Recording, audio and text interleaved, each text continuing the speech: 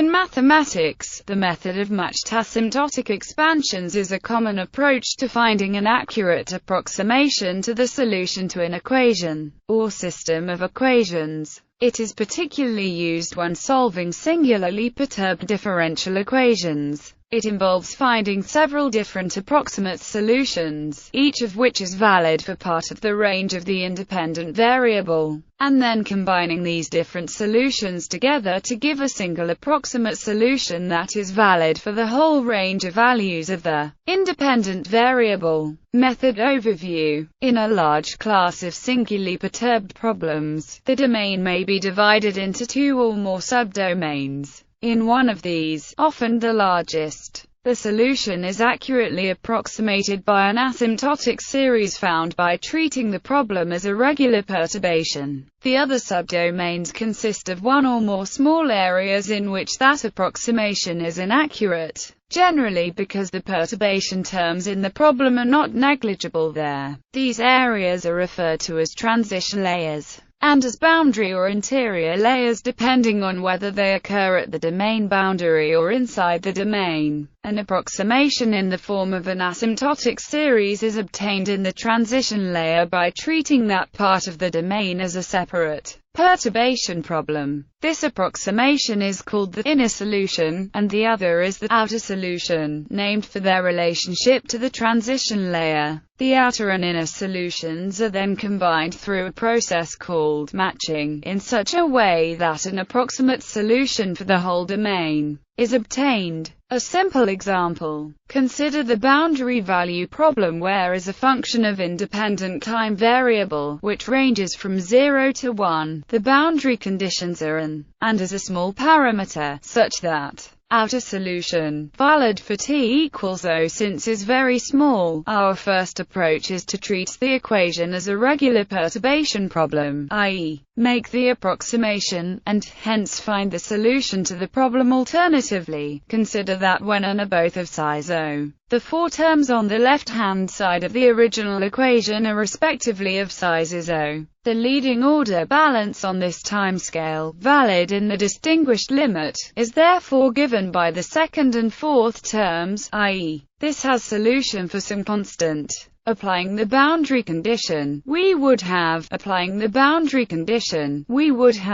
It is therefore impossible to satisfy both boundary conditions, so is not a valid approximation to make across the whole of the domain. From this we infer that there must be a boundary layer at one of the endpoints of the domain where needs to be included. This region will be where is no longer negligible compared to the independent variable, i.e., and are of comparable size, i.e., the boundary layer is adjacent to. Therefore, the other boundary condition applies in this outer region, so, i.e., is an accurate approximate solution to the original boundary value problem in this outer region. It is the leading order solution. Inner solution, valid for t equals 0 in the inner region, and are both tiny, but of comparable size, so define a new O time variable. Rescale the original boundary value problem by replacing with, and the problem becomes which, after multiplying by and taking, is. Alternatively, consider that when has reduced to size O, and so the four terms on the left-hand side of the original equation are respectively of sizes O, O, O and O. The leading order balance on this timescale, valid in the distinguished limit, is therefore given by the first and second terms, i.e., this has solution for some constants and,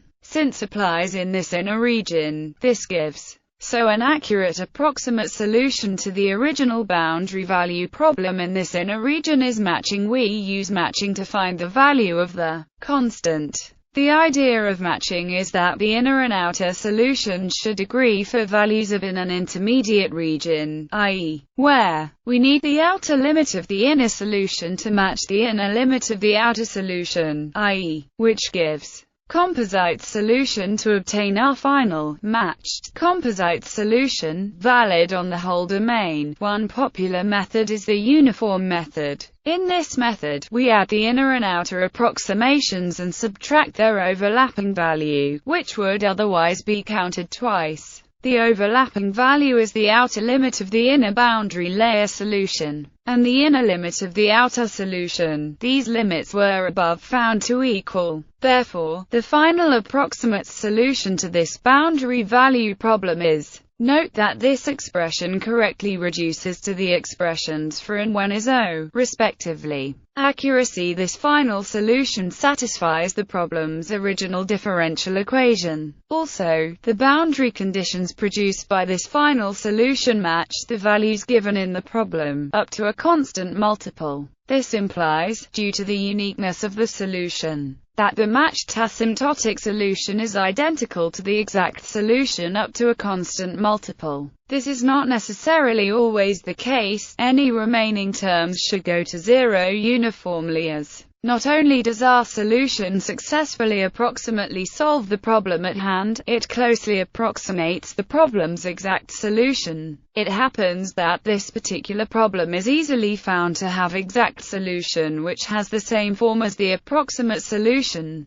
bar the multiplying constant. Note also that the approximate solution is the first term in a binomial expansion of the exact solution in powers of location of boundary layer. Conveniently, we can see that the boundary layer, wherein a large is near, as we supposed earlier. If we had supposed it to be at the other end point and proceeded by making the rescaling, we would have found it impossible to satisfy the resulting matching condition. For many problems, this kind of trial and error is the only way to determine the true location of the boundary layer. Harder problems. The problem above is a simple example because it is a single equation with only one dependent variable, and there is one boundary layer in the solution. Harder problems may contain several codependent variables in a system of several equations, or with several boundary and/or interior layers in the solution. It is often desirable to find more terms in the asymptotic expansions of both the outer and the inner solutions. The appropriate form of these expansions is not always clear. While a power series expansion in may work, sometimes the appropriate form involves fractional powers of functions such as etc. As in the above example, we will obtain outer and inner expansions with some coefficients which must be determined by matching.